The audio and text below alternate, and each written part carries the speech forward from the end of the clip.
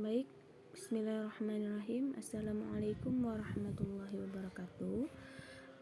Nama saya Khairunisa, mahasiswi Universitas Islam Negeri Medan. Saya jurusan Pendidikan Bahasa Arab PBA 1, semester 6. Saya di sini akan menjelaskan tentang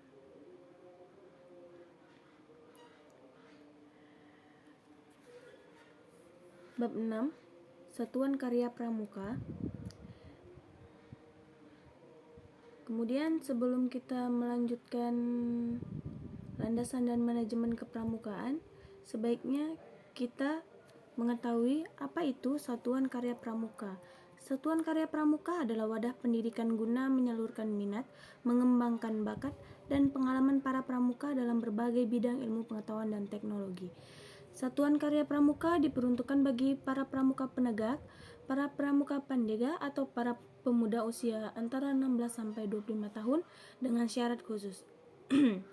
Setiap satuan karya memiliki beberapa krida yang masing-masing mengkhususkan pada sub bidang ilmu tertentu. Kemudian, Satuan Karya Pramuka juga memiliki kegiatan khusus yang disebut dengan perkemahan bakti Satuan Karya Pramuka dengan krida tertentu di saka tersebut. Dan pada Satuan Karya Pramuka ini, perkemahan bakti Satuan Karya Pramuka disengkat dengan perti saka yang dilaksanakan oleh tiap-tiap saka. Sedangkan kegiatan yang dilakukan secara bersama-sama lebih dari satu saka yang disebut perkemahan antar Satuan Karya Pramuka disingkat Pransaska. Kemudian kembali ke PowerPoint. Di sini dapat kita lihat landasan dan manajemen kepramukaan. Dasar hukum gerakan pramuka. Dasar penyelenggaraan gerakan pramuka sebagai landasan hukum diatur berdasarkan 1. Keputusan Presiden Republik Indonesia nomor 238 tahun 1961 tentang gerakan pramuka, dan yang kedua adalah Keputusan Presiden Republik Indonesia nomor 118 tahun 1961 tentang penganugerahan Panji kepada Gerakan Pendidikan Kepanduan Panji Muda Karana. Dan yang ketiga, Keputusan Presiden Republik Indonesia nomor 24 tahun 2009 tentang pengesahan anggaran dasar pramuka, dan yang terakhir adalah Keputusan Kuartir Nasional Gerakan Pramuka nomor 203 tahun 2009 tentang anggaran rumah tangga Gerakan Pramuka. Kemudian yang kedua, gugus depan Gerakan Pramuka. 1. Gugus depan biasa yang berpangkalan di sekolah yaitu SD, SMP. Yang kedua, depan-depan teritorial yang berpangkalan di daerah tertentu. Atau yang ketiga, gugus depan luar biasa yang berpangkalan di sekolah luar biasa, lingkungan masyarakat tertentu, juga berpangkal di instansi dan lembaga permasyarakatan. Dan yang keempat, gugus depan luar negeri yang berpangkalan di wilayah luar Republik Indonesia yang didirikan atas persetujuan Kuartir Nasional, Gerakan Pramuka, dan perwakilan Republik Indonesia di negara tersebut. Yang kelima, gugus depan perguruan tinggi yang berpangkalan di perguruan tinggi. Kemudian B. Organisasi Kepramukaan Indonesia. Yang pertama adalah Majelis Pembimbing, dan yang kedua adalah Badan Kelengkapan Kuarcap dan Kuarean. Yang ketiga, Andalan Pramuka. Yang keempat, Pembina Pramuka dan Pembantu Pramuka. Yang kelima, Badan Pemeriksa Keuangan atau BPK Pramuka. 6. Dewan Kerja Pramuka. Yang ketujuh, Lembaga Pendidikan Pramuka atau Lemdika. Yang kedelapan, Satuan Karya Pramuka.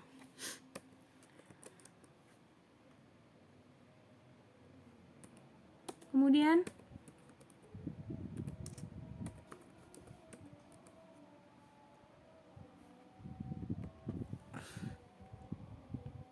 yang C,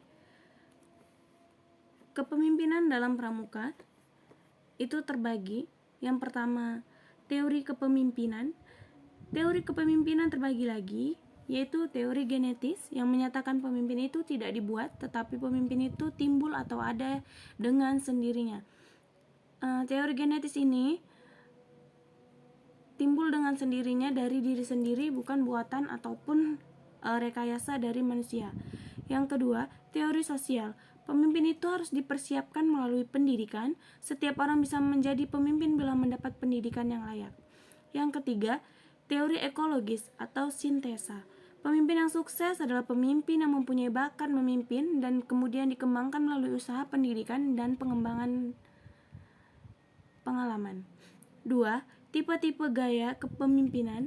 Yang pertama, tipe deserter atau pembelot adalah tipe seorang pemimpin yang bermoral rendah, tidak mempunyai loyalitas atau rasa pengabdian, dan tidak merasa terlibat.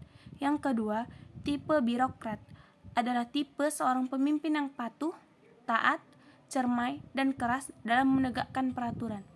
Yang ketiga, tipe misionaris adalah tipe seorang pemimpin yang terbuka, penolong, ramah, dan lemah lembut.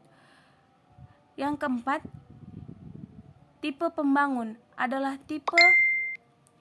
tipe seseorang pemimpin yang bersifat kreatif, dinamis, baik dalam pelimpahan wewenang, juga percaya kepada para bawahannya.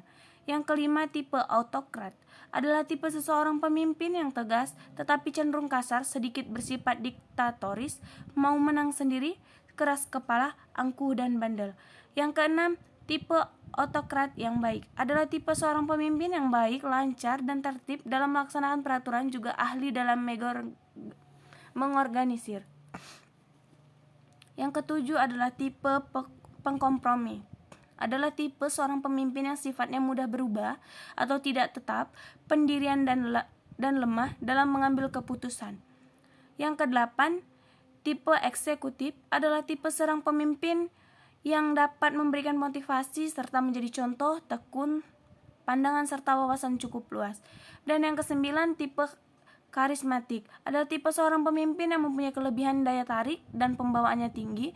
Dianggap oleh para pengikut atau bawahannya bahwa pemimpin tipe ini mempunyai kelebihan kekuatan yang luar biasa yang dapat membuat orang banyak kagum. Dan yang ke-10, tipe paternalistik atau kebanyakan adalah yang mempunyai sifat kebapakan, suka melindungi, tetap jarang memberi kesempatan, banyak mengambil keputusan sendiri, suka berinisiatif, banyak fantasi, dan tidak mudah percaya pada orang lain. Dan yang ke-11, tipe militeristik adalah tipe seorang pemimpin yang suka memerintah, menghendaki kepatuhan yang mutlak atau sepenuhnya dari para bawahan atau anggotanya, banyak unsur formalitas kerja serta disiplin yang kaku. Tipe administrasi adalah tipe yang terakhir. Tipe administrasi adalah tipe seorang pemimpin yang baik dalam penyelenggaraan administratif, seperti ketatausahaan yang rapi, berpikir efektif, dan efisien. Syarat-syarat untuk menjadi pemimpin ada 3. Yang pertama adalah kekuasaan, kemudian kewibawaan seseorang, dan yang ketiga adalah kemampuan. Kemudian yang keempat, teknik kepemimpinan. Itu ada 5. Yang pertama, etika profesi pemimpin, yaitu kewajiban yang dimiliki seorang pemimpin, bagaimana seharusnya tingkah laku seorang pemimpin, dan pengembangan moralnya. Yang kedua, dinamika kelompok, yaitu terjadinya interaksi atau hubungan timbal balik antara setiap anggota kelompoknya. Yang ketiga, komunikasi, arus informasi dan emosi yang tepat, penyampaian perasaan, pikiran, dan kehendak kepada individu atau kelompok lain. Yang keempat, pengambilan keputusan atau decision making lah suatu hal yang sangat penting bagi seseorang pemimpin, walau sebenarnya cukup sulit. 5. Keterampilan berdiskusi atau melakukan kompromi. Diskusi berasal dari bahasa Latin discusio, yang artinya memecahkan dalam berbagai potongan atau bagian. Artinya, diskusi itu bertujuan untuk memecahkan masalah, untuk mencari jalan keluarnya dengan mengambil kesimpulan. Kemudian, yang kelima adalah sifat-sifat pemimpin. Sifat-sifat pemimpin ini sebenarnya banyak, namun saya akan menjelaskan di PowerPoint hanya 15 saja. Yang pertama, kuat mental fisiknya. Kuat mental dalam artian dia itu harus kuat apa yang diomongkan oleh bawahannya, anggotanya, baik atasannya lagi. Yang kedua, bersemangat. Tekad untuk bersemangat untuk menggapai sesuatu. Yang ketiga, ramah tamah dan kasih sayang. Dan yang keempat, jujur. Yang kelima, mempunyai kemampuan keterampilan. Yang keenam, tegas cepat dalam mengambil keputusan. Yang ketujuh, cerdas dan bijaksana. Yang kedelapan, berpengalaman. Yang kesembilan, dapat dipercaya. Yang kesepuluh, dapat mengendalikan emosional. Yang ke-11, bersifat objektif dan adil. Yang ke-12, bisa memberi perintah, celaan, pujian, dan koreksi. Yang ke-13, bisa menerima saran dan kritik. Yang ke-14, memperhatikan kelompoknya. Yang ke-15, menciptakan disiplin dan memberi contoh. Macam-macam saka ada 15, saka dirgantara, saka bayangkara, saka bahari, saka bakti husada, saka keluarga berencana, saka taruna bumi, saka wana bakti, saka wirakartika, saka kalpataru, saka kemudian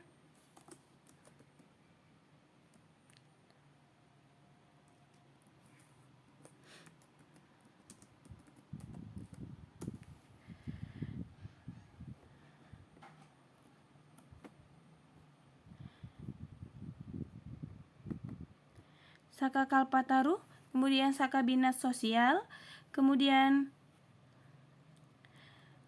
saka pandu wisata, saka pekerjaan umum, saka pusaka, saka teknologi, dan saka telematika.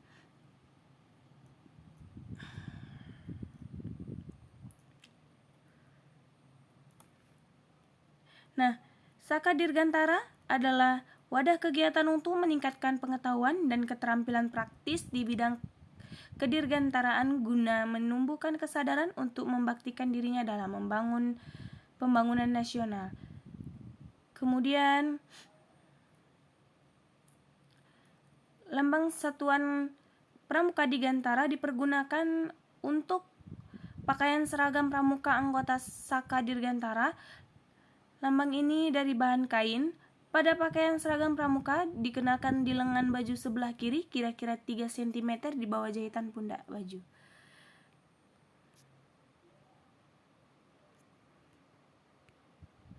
Baik, sampai disinilah penjelasan saya tentang bab 6 satuan karya. Wabillahi taufiq wal hidayah. Wassalamualaikum warahmatullahi wabarakatuh.